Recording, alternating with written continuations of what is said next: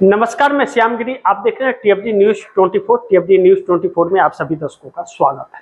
चंद्रबाबू नायडू लगातार जिस तरह करवट बदल रहे हैं उससे संकेत तो साफ मिल रहे हैं कि मोदी से खुश नहीं है।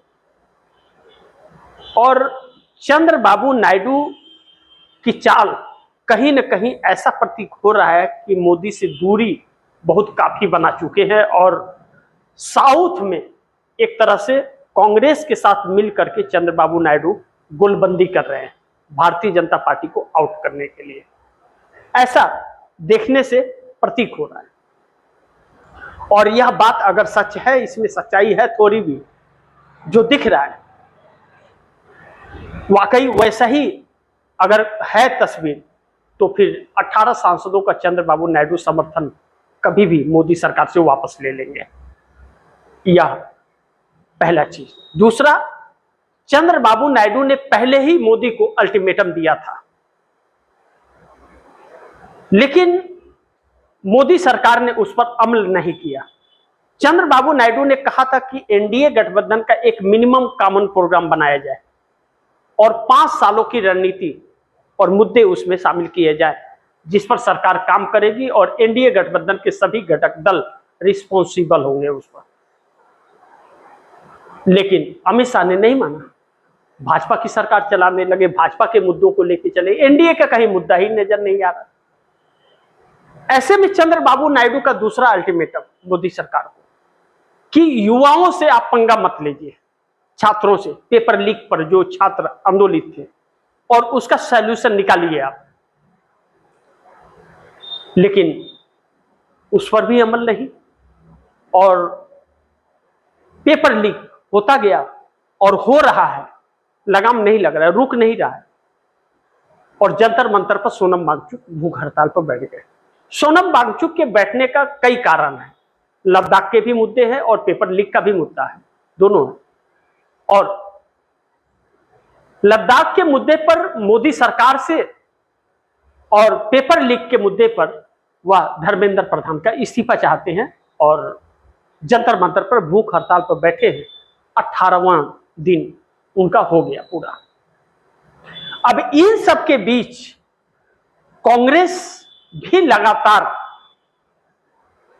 लगातार कांग्रेस से छात्रों को लेकर के जगह जगह अलग अलग स्टेट में आंदोलन कर रही है। यूथ कांग्रेस, राहुल गांधी इसको लेकर के सभाएं कर रहे हैं। अब 17 तारीख को उत्तराखंड में है, जयपुर के राजस्थान के कोटा में भी हुआ। यह सारी चीजें हो रही हैं, बिहार में होना है, इलाहाबाद में होगा, दिल्ली में होगा। कांग्रेस का छात्र संगठन एनएसयूआई भी इस पर लगातार सक्रिय है, लेकिन सरकार झुकने को तैयार नहीं। अब सरकार असमंजस में है कि सोनम वांगचुक की और कॉकरोच की जो बैठ चल रही है जंतर मंतर पर, धर्मेंद्र प्रधान का दिए तो इसको क्रेडिट मिल जाएगा, तो कहीं दूसरा अरविंद केजरीवाल न तैयार हो जाए। राहुल गांधी की बातें मान लिए तो राहुल गांधी की बातें सच हो जाएगी। असमंजस की परिस्थिति, यानी कि अकड़, कहते हैं ना, रस्सी जल गई अठन नहीं गया। और इन सब चीजों को लेकर के माहौल लगातार बिगड़ रहा है और माहौल बिगड़ रहा है तो आप दर्शकों को पिछले कार्यक्रम में मैंने बताया था 86.8% जनता मोदी सरकार के खिलाफ हो गई है। ऐसे में संयुक्त राष्ट्र में चुनाव आयोग की चोरी का डंका बजने लगा है, नोटिस जारी हुआ। ममता बनर्जी बंगाल के अंदर पार्टी टूट जाने के बाद भी संघर्ष करती नजर आ रही है।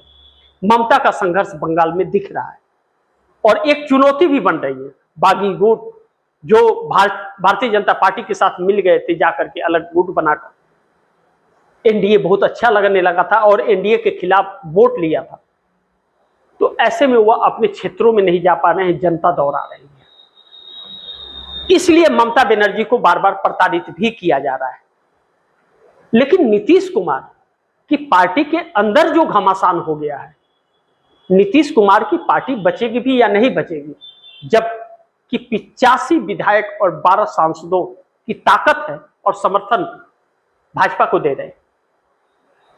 नीतीश कुमार की पार्टी में किसने घमासान कराया और नीतीश कुमार क्यों नहीं अपने ही नेताओं से मिल रहे हैं? पार्टी में बड़ा फेरबदल हुआ है पदाधिकारियों में। ऐसे में पार्टी जेडीयू के अंदर दो टुकड़े हो रहे हैं और एक टुकड़ा संजय झा कार्यकारी अध्यक्ष का इस्तीफा मांग रहा है। संजय झा भी तेवर में कह रहे हैं कि 1 मिनट में मैं पार्टी से इस्तीफा दे दूंगा। और नीतीश कुमार किसी से मिल नहीं रहे। कहा जा रहा है कि नीतीश कुमार बीमार हैं या बीमार बना दिए गए हैं। नीतीश कुमार पिछले दिनों जिस तरह से सक्रिय थे उससे भारतीय जनता पार्टी के लिए बहुत ही मुश्किलें हो रही थी। सम्राट चौधरी की सरकार बिहार में संकट में पड़ रही थी। नीतीश कुमार लालू प्रसाद यादव से मिल रहे थे। अब ऐसे में शिकंजा कसने की कोशिश हुई, लेकिन नीतीश कुमार नाराज हैं क्योंकि नीतीश कुमार को सीएम की कुर्सी से हटाया गया तो डिप्टी पीएम का वादा करके, और उससे मुकर गई भाजपा। ऐसे में जब मोदी अमित शाह को डिप्टी पीएम बनाने की कोशिश किए तो भारतीय जनता पार्टी में बगावत हो गया। 240 सांसदों में 2 टुकड़े हो, 136 सांसदों का अलग और 104 सांसदों का अलग टुकड़ा हो गया है। इस तरह की बात कही जा रही है कि बगावत अपने ही सरकार के खिलाफ हो गया है। अमित शाह वो नहीं देखना चाहते। अब मोदी, नितिन गडकरी हुए, राजनाथ सिंह हुए, धर्मेंद्र प्रधान हुए, निर्मला सीतारमण, कई लोगों को कैबिनेट से निकाल करके और नए चेहरे को कैबिनेट में लाने की कोशिश है। यानी कि जो भाजपाई हैं उनको पूरी तरह से खत्म कर दो और जो दूसरे दलों के आए हुए लोग हैं उनको बैठा दो जो उनकी चाटुकारिता करते हैं। ऐसे में एनडीए गठबंधन के अंदर भी सब कुछ ठीक ठाक नहीं है और जिस तरह एनडीए के खिलाफ जनता हो रही है उससे एक असमंजसता बन रही है कि आने वाले चुनाव में क्या होगा। और 5 से 6 महीने बाद उत्तर प्रदेश में चुनाव है और 86.8% जनता उनके खिलाफ हो गई है। पूर्व वित्त मंत्री यशवंत सिन्हा जो भारतीय जनता पार्टी के नेता है, अटल बिहारी वाजपेयी के सरकार में वह वित्त मंत्री रहे, विदेश मंत्री भी रह चुके, पूर्व आईएएस अफसर हैं। उनका कहना है कि मोदी सरकार इस बार उखड़ फेंकेगी जनता। चुनाव आयोग की चोरी भी काम नहीं आएगी। चुनाव आयोग के अपनी चोरी और डकैती पर पूरा विश्वास है कि हम मोदी को जिता ले जाएंगे। इसी बीच मोदी 3 बिल लाना चाहते थे लोकसभा के अंदर, डिलिमिटेशन, 1 नेशन 1 इलेक्शन और मुख्यमंत्रियों को जेल में डालने का, ताकि विपक्ष के जो मुख्यमंत्री हैं उनको जेल में डालो, सहयोगी के जो मुख्यमंत्री हैं जेल में डालो और अपना छत्तर पर राज कर लो, सरकार पलट। लेकिन उस पर ग्रहण लग गया। उसके लिए 2/3 बहुमत की जरूरत थी और वो 2/3 बहुमत इकट्ठा नहीं हो पाया, जिसके कारण मोदी और शाह में टकराव हो गया। क्योंकि 292 वाली सरकार इस बात पर चर्चा करने लगी कि 362 चाहिए, तो पूरे विपक्ष को खत्म करना पड़ता। ऐसे में विपक्ष तो खत्म नहीं हुआ पूरी तरह से और ना ही कांग्रेस के रहते खत्म हो पाएगा। लेकिन मैनेजमेंट पूरा किया, लेकिन उस मैनेजमेंट में कमी रह गई 44 सांसदों का, जिसमें 22 सांसद डीएमके के शर्तों पर तैयार तो हुए, लेकिन 22 की कमी पूरी नहीं हो पा रही थी। ऐसे में छोटे छोटे दल इंडिया गठबंधन, चाहे वह शरद पवार के 8 सांसद हो, चाहे वह आरजेडी तेजस्वी यादव की पार्टी के 4 सांसद हो, शरद पवार के 8 सांसद, तेजस्वी के 4 सांसद, 3 सांसद हेमंत सोरेन के झारखंड मुक्ति मोर्चा और अरविंद केजरीवाल के 3, इनको तोड़कर पूरा करने की कोशिश की गई, लेकिन फिर भी पूरा नहीं हुआ।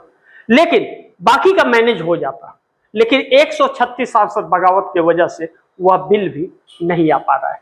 ऐसे में मोदी सरकार संकट में है और राहुल गांधी को दुखती नस मोदी का मिल गया है।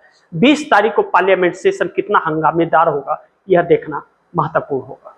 बाकी आप दर्शक क्या सोचते हैं, आप दर्शकों की क्या राय है, क्या सुझाव है, कमेंट बॉक्स में जरूर दीजिएगा। इस खबर को ज्यादा से ज्यादा शेयर कीजिए, अपने दोस्तों को भी कहिए आगे शेयर करें। और आपने अगर टीएफडी न्यूज़ 24 को सब्सक्राइब नहीं किया, सब्सक्राइब कर लीजिए, अपने दोस्तों को भी कहिएगा सब्सक्राइब करें। मिलते हैं अगली खबर के साथ, तब तक के लिए नमस्कार।